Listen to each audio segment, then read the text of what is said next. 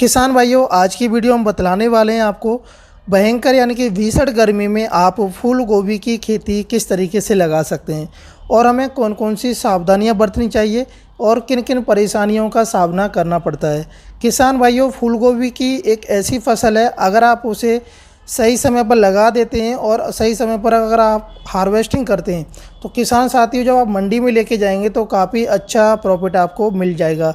क्योंकि किसान भाइयों, अगर आप मई महीने में अगर फूल गोभी की फसल को लगाते हैं, अगर आप हार्वेस्टिंग 60 दिनों के बाद में करते हैं तो उस समय मंडी में आपको फूल गोभी को देखने को मिलेगी, जिससे आपकी जो कमाई है ज़्यादा हो सकती है। इस वीडियो के माध्यम से किसान भाइयों, नर्सरी तैयार किस विधि के द्वारा करनी चाहिए, पौध की रोपाई कब और कैसे करें, किस विधि के द्वारा रोपाई करनी चाहिए, साथ ही में किसान भाइयों में प्लांटों का डिस्टेंस कितना रखना चाहिए, आपको संपूर्ण ज्ञान मिलने वाला है इस वीडियो के माध्यम से। किसान साथियों, मेरा आपसे निवेदन है, चैनल पर अगर पहली बार विजिट कर रहे हैं तो चैनल को सब्सक्राइब कर लें और घंटी वाले बटन को अवश्य दबा दें, जिससे कि आने वाली वीडियो के नोटिफिकेशन आपको सबसे पहले देखने को मिल जाएंगे। मैं हूं आपका दोस्त विजय और आप देख रहे हैं अपना यूट्यूब चैनल वीएन फार्मिंग। किसान भाइयों, वैसे हम गर्मी में जो फूल गोभी की फसल लगाते हैं तो उस समय हमें सबसे बेहतरीन जो हमारी जो समय का ध्यान रखना चाहिए। साथ ही में किसान भाइयों, सबसे पहले हमें खेत की तैयारी करनी होगी अच्छे से, जिससे कि जो हमारी मिट्टी है खेत की वो भुरभुरी बन जाए और उसमें उर्वर शक्ति ज़्यादा होनी चाहिए। तो उसके लिए करना क्या होगा किसान भाइयों, सबसे पहले हमें पलेवा करना है, उसके बाद में रूटावेटर और हैलो की सहायता से हमें मिट्टी को अच्छे से तैयार कर लेना है। उसके बाद में अगर हमारे पास में गोबर की खाद अवेलेबल होती है तो गोबर की खाद 1 से 2 साल पुरानी होनी चाहिए, उसको डालेंगे आप। उसके बाद में किसान भाइयों, रूटावेटर चला के पाटा लगा करके आपको छोड़ देना है। और साथ ही में किसान भाई, बहुत से किसानों का माइंड में एक सवाल चलता रहता है कि हमें कौन सी मिट्टी में फूल गोभी की खेती लगानी चाहिए। तो किसान साथियों, आप सभी प्रकार की मिट्टी में फूल गोभी की खेती को लगा सकते हैं। ऐसा कोई नहीं है कि आप इस मिट्टी में नहीं लगा सकते। अगर आपके खेत की मिट्टी चिकनी मिट्टी है, बलुई दोमट है या बलुई है मिट्टी है, तो उसमें नहीं लगा सकते, आप लगा सकते हैं। लेकिन किसान भाई, जैसे बलुई दोमट मिट्टी होती है तो उसमें आपको कुछ जैसे सिंचाई ज़्यादा करनी पड़ेगी, क्योंकि उसमें नमी कम जल्दी से सूखती है। तो उसमें आपको सिंचाई निरंतर बनाए रखनी होगी, उसमें जो नमी है हमेशा रहनी चाहिए। अगर नहीं रहेगी तो आपका जो पौधा है जो ग्रोथ नहीं करेगा। एल्कलाइन की बात करें सॉइल की, तो किसान भाइयों 5 जो आपका एल्कलाइन होता है ना किसान भाइयों, वो सबसे अनुकूल होता है और ज़्यादा से ज़्यादा 7 से बीच में रहना चाहिए। अगर इससे ऊपर जाता है तो आप जब भी आप खेती को लगाते हैं तो उस समय आपको जिप्सम का प्रयोग करना है। 1 एकड़ में आप 1 बोरी आप डाल सकते हैं।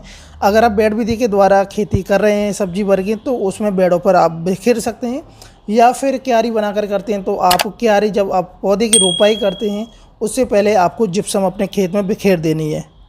अब बात करते हैं किसान भाइयों, उन्नत जो किस्में हैं कौन कौन सी हमें लगानी चाहिए। किसान साथियों, अगर आप अपनी एरिया के अकॉर्डिंग कोई सी भी वैरायटी का सिलेक्शन करके अपने खेत में लगाते हैं तो सबसे अच्छा सिलेक्शन होता है, क्योंकि आपको पता रहता है हमारी एरिया में कौन सी वैरायटी कितना उत्पादन देती है और कौन सी उत्पादन नहीं देती है। तो आप अपनी एरिया के अकॉर्डिंग सीड का सिलेक्शन लगाते हैं, वो भी आपका सिलेक्शन अच्छा रहता है। या फिर किसान भाइयों, मैं आपको इस वीडियो के माध्यम से कुछ उन्नत किस्में बताने वाला हूँ, आप उन्हें भी आप लगा सकते हैं।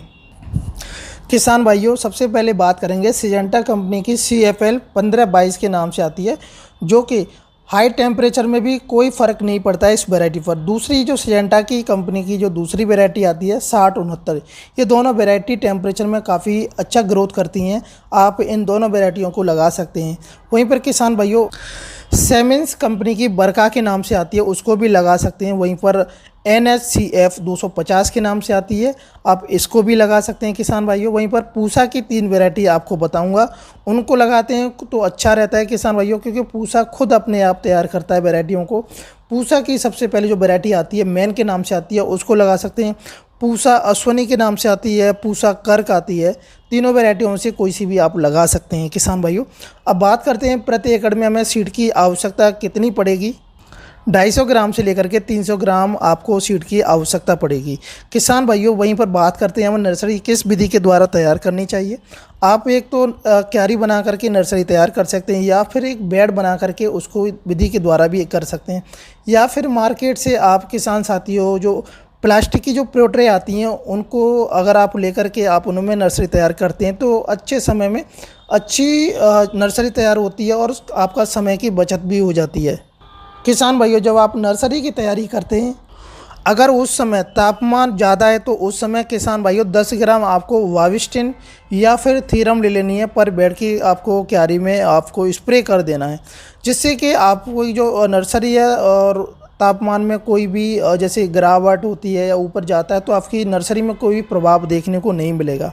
वहीं पर किसान भाइयों नर्सरी की बात करें तो कितने दिनों में तैयार हो जाती है। अगर आप प्रो ट्रे के द्वारा अगर तैयार करते हैं तो 20 से 25 दिनों में आप उसे निकाल करके रोपाई कर सकते हैं। अगर क्यारी और बेड विधि के द्वारा करते हैं 30 से 40 दिन के बीच में आपको समय लगेगा। किसान भाइयों, सबसे जो आपको मैंने बताया प्रो ट्रे में आप नर्सरी तैयार करें तो काफ़ी अच्छा रहता है।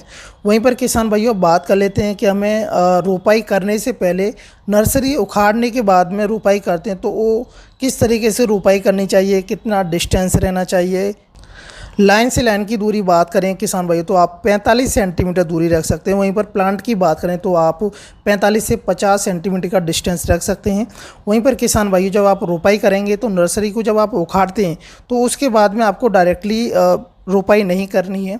आपको एक रासायनिक दवा लेनी है वाविस्टिन, 2 ग्राम आपको ले लेनी है पर लीटर में। आपको घोल बना करके जड़ों को डुबो करके आपको नर्सरी आपको रोपाई करनी है, जिससे कि जो इंसेक्टिसाइड किलर होते हैं जैसे दीमक हो गया, फंगस हो गई, तो उन रोगों से शुरुआत में ही बचाव आप कर सकते हैं। साथ ही में किसान भाई जब नर्सरी रोपाई करते हैं तो उस समय आपको वाटर की जड़ों में ड्रिंचिंग कर देना, जिससे कि आपकी जो पौधे ख़राब नहीं होगी। जब भी आप नर्सरी की रोपाई करेंगे तो शाम के समय में करना है, आपको सुबह दोपहर में नहीं करना है। किसान भाइयों खरपतवार की बात करें तो आप निराई गुड़ाई के द्वारा अगर खरपतवार निकालते हैं तो सबसे अच्छा रहता है, क्योंकि किसान भाइयों अगर आप निराई गुड़ाई कर देते हैं तो आपका जो पौधा है वो जल्दी से ग्रोथ भी करता है। या फिर आप रासायनिक दवा का स्प्रे करके आप खरपतवार पर निजात पा सकते हैं। पेंडा मैथिलीन आती है उसका आप स्प्रे कर सकते हैं। साथ ही में किसान भाइयों बात करते हैं 1 एकड़ में उत्पादन कितना निकलता है। तो किसान भाइयों उत्पादन की बात करें तो आपके खेत की जो सॉइल है उस पर डिपेंड करता है, उसमें कितनी उर्वरक शक्ति है उसी के अकॉर्डिंग उत्पादन निकलता है। अगर बेसिकली बात करें 120 कुंटल से लेके 125 कुंटल तक आराम से उत्पादन निकल आता है गर्मी के समय में। अगर सर्दियों की बात करें तो 140 तक भी पहुंच सकता है।